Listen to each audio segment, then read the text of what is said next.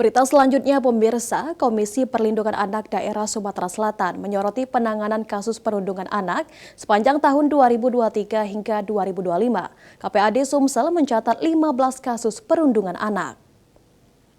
Bagi kita dari Komisi Perlindungan Anak Provinsi Sumatera. Saat ditemui pada Selasa 18 November 2025, Komisioner KPAD Sumatera Selatan, Latif Mahfuz menyampaikan bahwa Satgas Anti-Bullying telah terbentuk di hampir semua sekolah.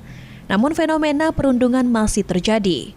Sejak 2023 hingga 2025, KPAD mencatat sekitar 15 laporan resmi dari lingkungan sekolah.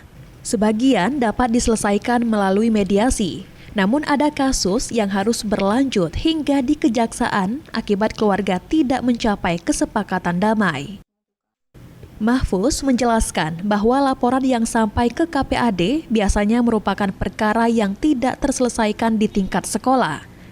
Bentuk perundungan yang ditangani meliputi verbal, nonverbal, hingga perkelahian yang berujung saling lapor. KPAD tetap mengedepankan perlindungan anak dalam proses hukum, baik bagi korban maupun pelaku. Catatan bagi kita dari Komisi Perlindungan Anak Provinsi Sumatera Selatan, kenapa ini sampai tidak bisa diselesaikan di lingkungan sekolah? Biasanya ada indikasi, ada catatan kami itu kadang-kadang dari pihak keluarga yang tidak mau berdamai. Betul, laporan-laporan tindakan-tindakan yang sempat viral dan tidak terselesaikan di lingkungan sekolah.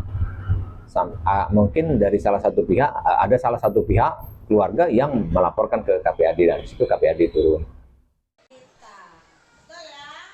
Mahfuz menambahkan bahwa banyak kasus bermula dari interaksi kecil antar siswa, namun membesar karena emosi dan penolakan untuk berdamai. KPAD juga memastikan korban mendapatkan perawatan dan meminta pertanggungjawaban pihak terkait.